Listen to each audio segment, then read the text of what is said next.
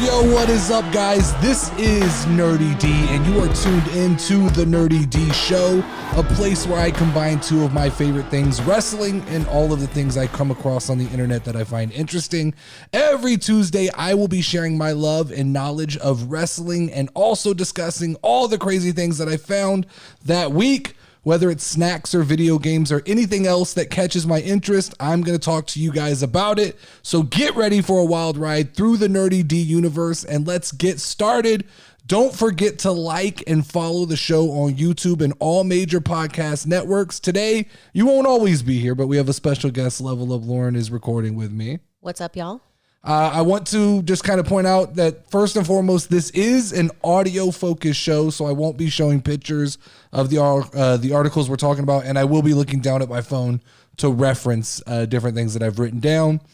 But let's start with a little bit of wrestling talk. I got a few things that I want to get off of my mind before we do our Friday casual wrestling podcast. I want to talk about our Royal Rumble experience because all last week I teased that we weren't going to the Royal Rumble. We were going to buy a new TV and we were going to watch it at home. And I continued watching the ticket prices, and I watched the ticket prices and I watched them drop. Then they'd go back up. Then they would drop. And I was like, what the fuck is going on? Until finally, day of, they dropped to a point where I just couldn't say no for the seats that we got. And we ended up having so much fun. I mean, it was awesome.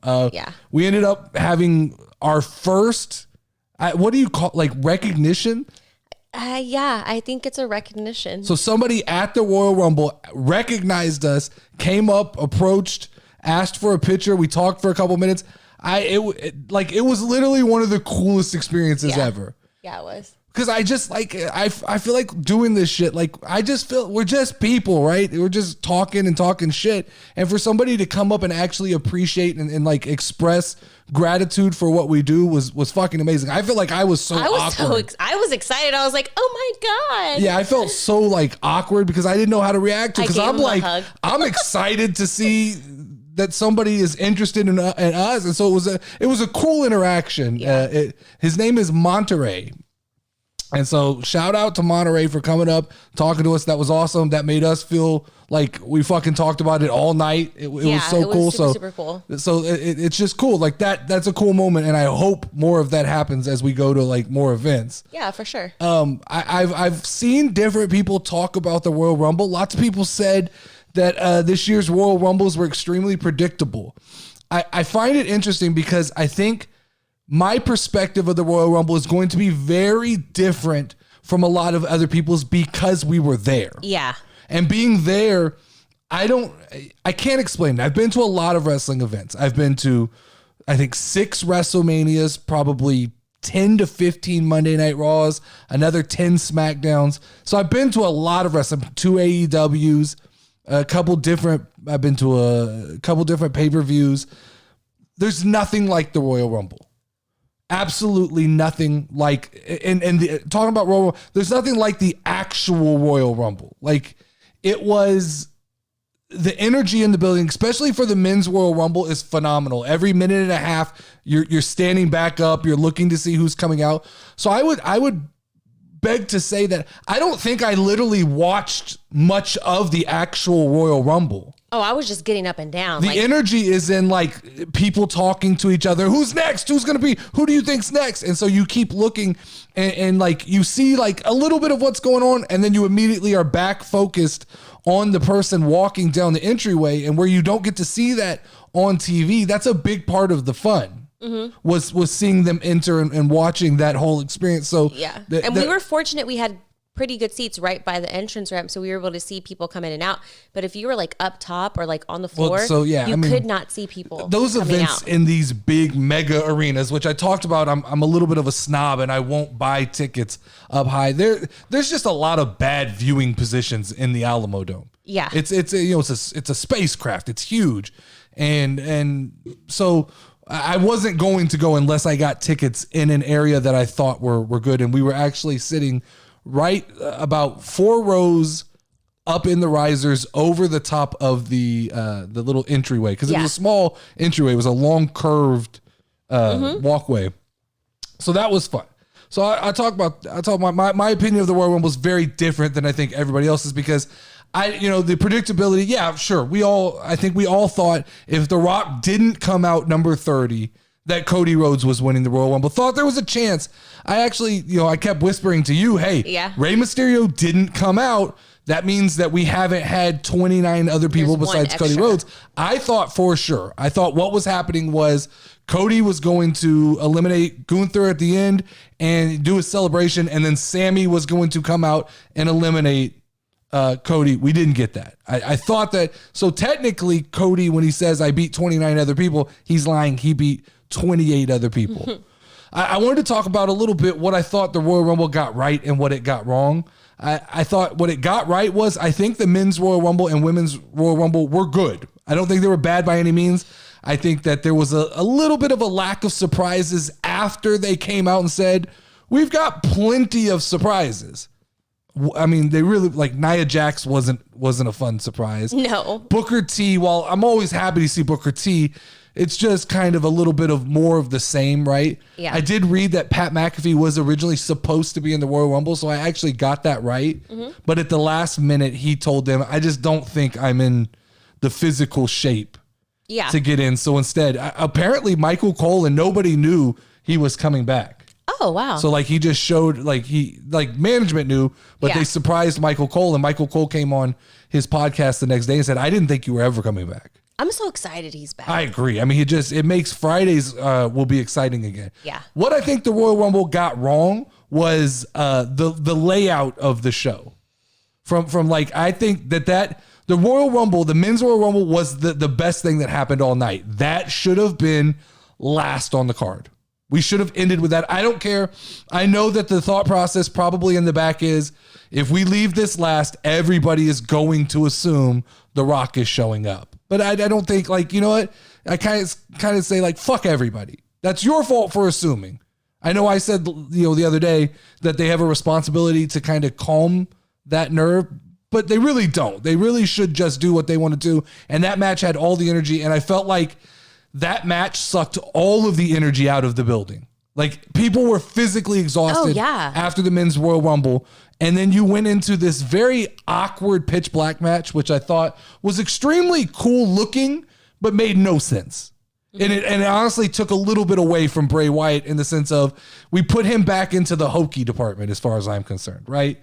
It's like, what is he doing in a, first off, sponsored match that has black lights and then like Uncle Howdy jump? It was just weird. It was a weird way to culminate like 3 months of this really strange buildup and all these like weird references. And then we get, because it's not pitch black, it was essentially the Spencer's Blacklight match. Yeah. And then there was like weird, my Mountain Dew, weird, what I thought were thumbtacks when I was in person, but like it was like confetti that was under the ring or the announce table when they knocked it over, and it was just weird. That was weird. And then from there, so there was no energy in the building for that match. Yeah, I went to the bathroom. I watched it back on Peacock when I got home, and there must be like pumping in crowd noise on the feed. Yeah. Because it was dead inside the arena. And then I think we followed that with Bianca and Alexa, which like absolutely nobody in the arena paid attention to. No. At all. You saw people, that was like a restroom break. And it's not their fault. It's just that first match took so much out of everybody.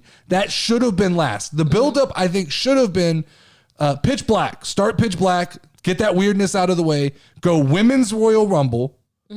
Come back off the Women's Royal Rumble with Bianca and Alexa. No. With Kevin Owens and Roman Reigns. I know it's weird to put in the middle of the show, but I think for pacing it works.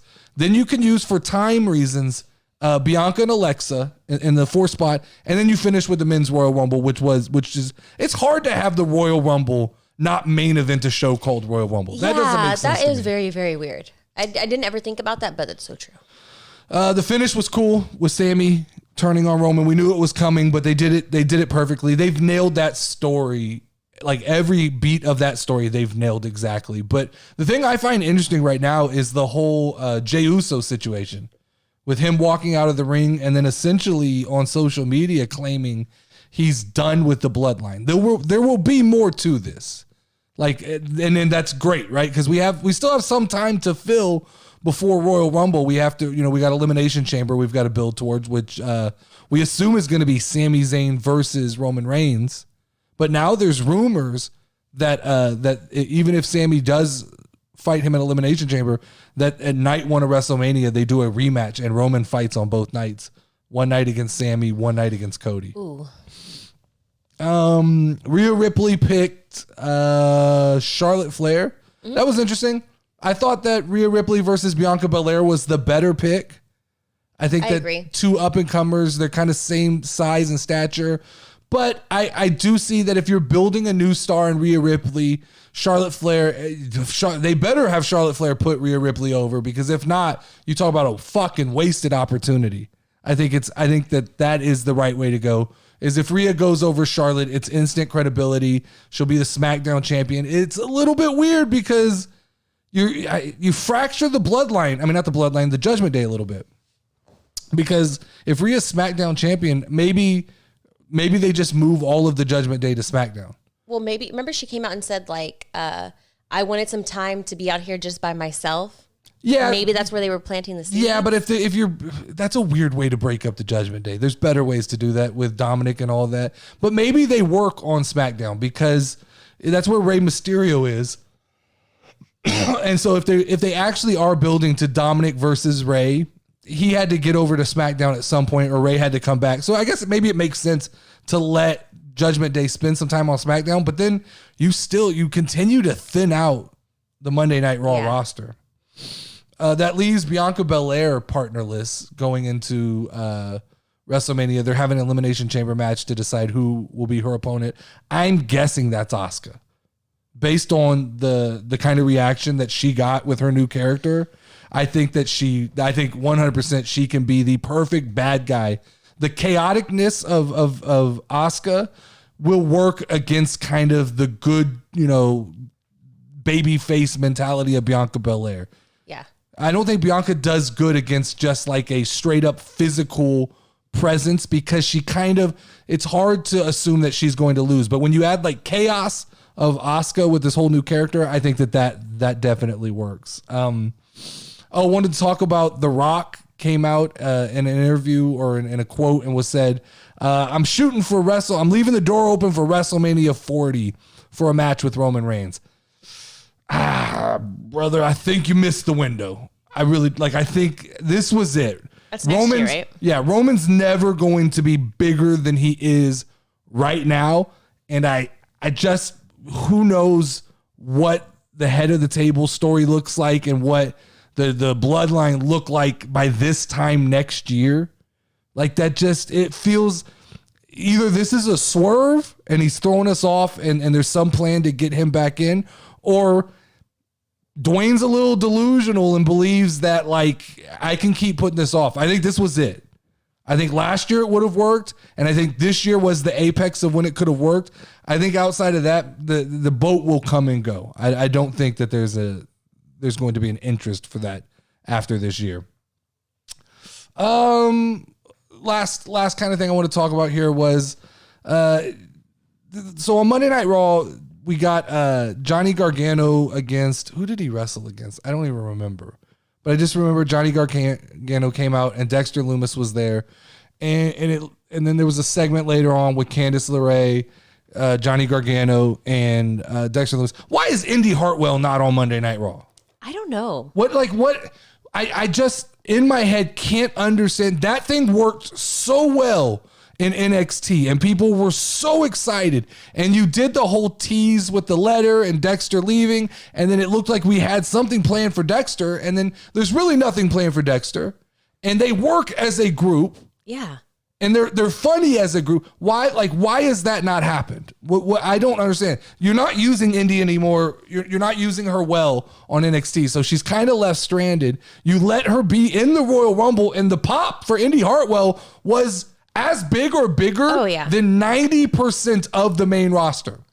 We talked about the weird thing about the Women's Rumble, and a little bit was because of, I would think, fatigue, but there was a certain amount just because some of those characters don't elicit a ton of react. Like Dana Brooke, there's no pop when she comes out. The The biggest pops in the Women Rumble were probably maybe Bailey. Definitely Becky Lynch gets the biggest pop. But I would say like after that, it was Roxy Perez or whatever her name is from NXT. And Indy Hartwell got a very big pop and a very big like, when she was eliminated. So rushed when it was the Women's Royal Rumble. I think it was though. I think there was time problems when we got to the Women's Rumble. Yeah. But I mean, definitely there was like silence for like a lot of people, and then there was just a few. There just wasn't a reaction, but like some of the NXT girls got the biggest reaction. Indy Hartwell was one of them, and I just don't understand. Johnny Gargano's not in anything that's that like story driven right now. Candice LeRae's kind of being used as a piece with Meechin, which why I don't get that. Take Meechin out and put Indy Hartwell in that spot. Mm-hmm. That just makes so much more sense. And she's ready, right? She's got all of the tools to be on the... I don't get that. I don't understand that. Maybe. All right, so let's switch over to the part of the show. This is the fun part of the show I've been wanting to do for a while. Getting off topic is what we'll call it, or open tabs like Bert Chrysler called it. But I just want to talk about like... And this is why I wanted you on the episode, and you're welcome to come every week if you want to come. But I want to talk about just like crazy shit I found on the internet. That's kind of funny. And I didn't prep you any for this. I prepped you for the wrestling, but I didn't prep you for any of this. So first thing I want to talk about is I came across an article. Okay. It's from the Crazy Coupon Lady, which is I love the Crazy Coupon Lady. This is why I thought you would be great here. And it's a secret hack, and I think we may have to try this either tonight or sometimes before Friday so we can talk about this. But it's a hack of creating the best fast food ice cream sandwich. Oh, okay. At Chick-fil-A. Well, I love Chick-fil-A. So thanks to the Crazy Coupon Lady, there's a yummy recipe hack. This is from the article where you take ice cream from Chick-fil-A and cookies from Chick-fil-A and you put the ice cream in between two chocolate chunk cookies. Okay. You get a kid's cup of ice cream. Mm-hmm. You have to get it out on the table, crack open the lid, put the cookies on the table, put the ice cream in the middle, smash them together. Yeah. And this is supposedly supposed to make one of the best ice cream sandwiches you've ever had in your life. I'm down. I love anything the Crazy Coupon Lady tells me to do. I'm doing it. But I think that's interesting because you never really think of like going to a fast food restaurant and designing your own dessert. No. Like at Chick-fil-A, there's ice cream and there's cookies. You usually get mad at me for doing stuff like that because I'm a weirdo who like orders one thing from here and deconstructs and... First, I don't get mad. You just eat very strangely. Like you're very particular. You order things that are designed a certain way and deconstruct them down to pieces. Like you eat just the lettuce and then just the cheese and then just the bread. And it turns like fast food. It turns a fast food experience into a not fast food experience where you eat and it takes you 45 minutes to eat a hamburger. And I ate my hamburger in the allotted 5 minutes that it's supposed to take. Well, the bread gets like crispy and then like you might want to just like dunk the meat in some ketchup and it's like, no, that's delicious. Absolutely weird. Mm-hmm. All right, so I found another article. This came from mashed.com. Like them too. There is a debate going on the internet, which I don't know where on the internet because I want to get involved in this debate. But have you ever wondered what to call the end piece of bread?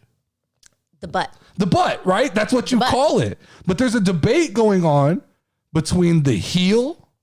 The fuck calls it a heel? The nose or the butt?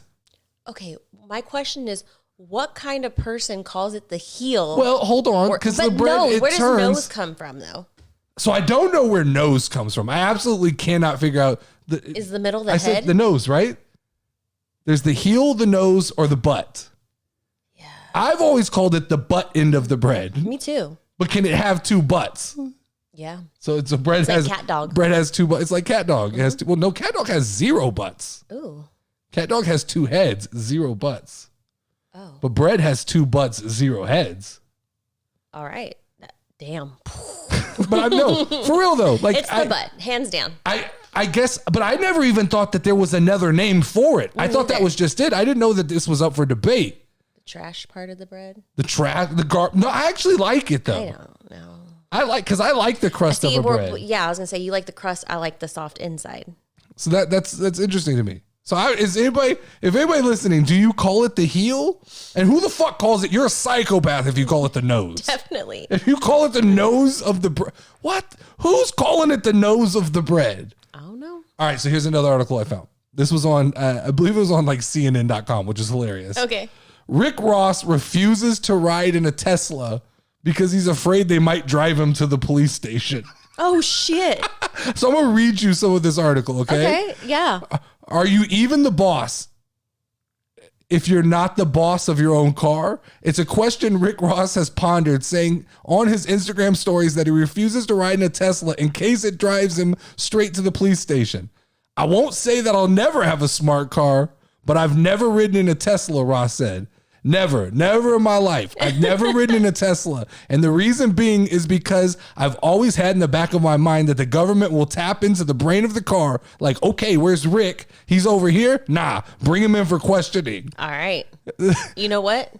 I'm going to agree with Rick Ross. So at first I thought Rick Ross was crazy when I read the headline, but here we go. He might be a genius. So it goes on more. So he goes, so if you get in that motherfucker lock the doors and it take you where it wants to go, you think, I'm about to go smoke a blunt. That bitch will suck all of the air out of the car. What is he talking about? He says that the self-driving car could repossess itself if you miss a payment. That it could just lock the doors and drive off and go back to the car lot. Yeah. And he believes that all cars are automatically recording every conversation that you have using your Bluetooth speakers. I mean, I honestly don't think that that's that crazy because they have, it was a comedian where I saw that one of his friends was going to jail because the Alexa recorded an argument between him and his wife or something like that. And they used that in order to get that person in jail. Yeah. That's wild. So no, I don't think that he's crazy. I'm 100%. I don't think that he's crazy. I think it's funny though. It's the delivery of Rick Ross that makes it crazy. Yeah. But watch Uploaded though. It's kind of along those lines where they have like crazy smart cars. Where they lock the door and like they get killed in the car. Yeah. So no, I thought that was funny though. I thought because just the initial response, the same thing I had was like, "Oh fuck, Rick Ross is crazy." No. And then you read it and you go, Rick Ross is on to something. The government might just imagine you just like driving to McDonald's and doors lock and it's like, you haven't paid your car payment. We're going to go see Drive Time for a minute. Yeah. I don't think you can get a Tesla at Drive Time. No. You only get Is there even Drive Time anymore? I don't know. That ages me a little bit. Yeah. I thought you'd find this article funny. Okay. This is another reason I wanted you on the show. Okay. So BuzzFeed has an article of all the things your parents told you that were illegal that ended up being fake. Okay, let's see how many of them are made. So this is they have a list of 20 top things people sent in. Okay. Number 1, and this is one that I think we both were told, it is illegal to drive with the reading lights on in the car. Oh fuck yeah. I literally said that to our kids. You tried it on our kids. I was like, you can't do that. It's against the law. They're going to arrest us. Oh, you still thought it was real, right? Yes. You still thought that was a law. I had to look it up.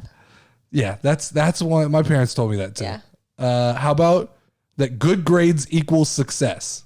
Yes. That is a weird thing. I was a straight A student and I was like, I got good grades. No, I should be successful. So some of these are crazy and these aren't mine. These are things that were written here.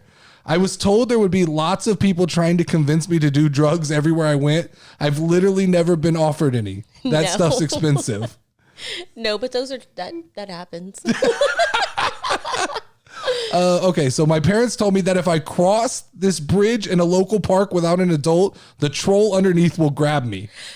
I have a very similar story. Not the same thing, but my mom, we used to go through like these woods to pick up my dad from work, and she called it the woofling patch. And she'd tell me if I was bad, that the wolves would come and eat me. And like I distinctively remember like hearing dun dun dun dun on the top of the car, and literally as an adult I went back through the woofling patch to get to my dad. Wait a minute though, so you heard noises? Were they reaching out the window? Yes, as an adult I realized they were reaching on top of the car and making thumping noises because I would crawl under the seat because I was terrified of werewolves. Oh my God, that's horrible. A little bit of so I have a little bit of a story that it didn't happen to me, but it happened to my sister. Okay. She was like deathly afraid of tornadoes. I am too. And so I wasn't home, but it was my dad, my mom, my sister, and someone else was there. And during a thunderstorm, They like basically told her that a tornado was outside. They went and hit all the breakers and shut the power off. God. And they had her like laying down in a bathtub crying. And I got home and they told me the story and I was just like, y'all are fucked up, man. Yeah. Parents tell their kids the ice cream man only plays the music to let you know he's out of ice cream. I've never been told that one, but that's pretty good. I've seen that, but it's a pretty good one. Oh, parents telling their kids we don't have a favorite. That's my favorite changes true. On different days. Yeah, me too. I don't have a favorite kid, but it's the one that's not being an asshole. Exactly. That cracking your fingers causes arthritis. I still thought this was a thing. I did too. Is this not a thing? No. I mean, if it is, then I must have arthritis because like I'm a fidgeter. I'm just like that's sitting too close. Okay, hold on. Because I don't know if this one's typed wrong. And this comes from Butter Bandit 3. Butter Bandit. So I was told sitting too close to the TV makes your eyes, your vision go bad, right? Yeah. This says sitting too close to the TV makes you gay. What? Whose parents are telling them that? Nope, never heard that. Whose parents are telling them that if they sit too close to the TV, they turn gay? Yeah. That's fucked up. That was a funny one. That's why I said like that was like swerve on me because I was told if you sit too close to the TV, it'll mess your eyes up. And so I've always had a weird phobia of like sitting too close to a monitor or a TV. If you're nice to people, they'll be nice to you. Okay, whatever. Yeah. That if you keep making weird faces, your face will stay like that. Yes. Drinking milk will make you taller. I remember that. And I'm not tall. That you'll never get a job with tattoos or piercings. So I don't think that was a lie. I think that in our parents, well, I think though in our parents' generation, that was definitely a thing. I think that people have just become a lot more tolerant of tattoos and piercings. Going to college and getting a degree will pretty much guarantee you a good job. Yeah, that was a lie. That hay bales were actually cow eggs. What? Who said that? What stupid kid believed that? Well, I mean, I also thought there was a whiffling patch, though. Carrots keep your eyesight healthy forever. Wait, that's not a thing? I thought that carrots were good for your eyes. I did too. That is a thing, right? Yeah, the person. Carrots are good for your eyes. What is this guy? Some of these are stupid. Another story that I have. That there's a La Llorona. Have you heard of that? It's a Mexican thing. Like what? She's this evil, like half witch, half like animal lady, and she gets bad kids. La Llorona? La Llorona. Yeah, I think so. I was thinking like My Sharona. No. If you can't tell, my parents would scare me into being good. That was all the good. Like it gets weird at the end of this thing. You can go check it out on BuzzFeed. But like I told my kids I invented color. Yeah. And that everything in the rest of the world was black and white. Like that's weird. That's not. Some of those other ones were legit. It just got weird at the end of the article. Yeah. Last thing I want to talk about, and you haven't played it yet, but I just want to talk about is GoldenEye. I know. GoldenEye returned, and I keep telling you need to go download and play it, and we need to have some games.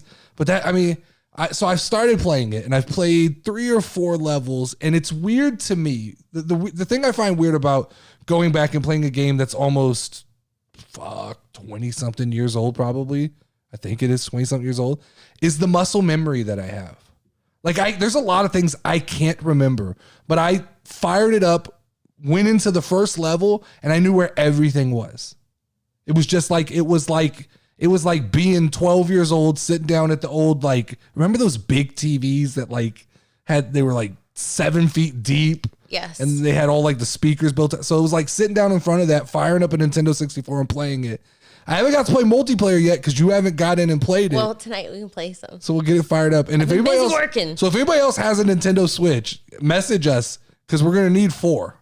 Yeah. So we're gonna need 2 more people to round out the battle, the multiplayer. But I'm just like it was weird to me how you can go back and 20 years later. I'm sure you didn't play GoldenEye as much as I did. For like, there's like a 6-month like memories, but like we'll go back and play Mario and stuff, and then I realize my brother's only let me play like the first level ever. You have memories of well, that's something though that's funny. I realized about GoldenEye as I get farther into the game, my muscle memory does leave. Mm-hmm. Like I must have played the first 3 levels over and over and over again because I have a strong familiarity. But I went to the 4th level and I was like, They add new shit to this game. This is definitely not what I remember. This is very different than what I remember. Yeah. The controller is what was weird. I had to go remap all my buttons on my controller to make it feel, well, I'll help you remap to where it feels more like a modern game. Thank you. But that is a wrap for this week's episode of the NerdyD Show. I hope you guys enjoy this new format of adding a little bit of non-wrestling talk to the show, and I hope maybe you learned something new. If you like what you heard, don't forget to give this video a thumbs up and hit the subscribe button. That way you'll never miss another episode of casual wrestling content again. I will see you guys next Tuesday for another NerdyD Show. And peace out and ring the final bell. Ding, ding, ding, ding, ding.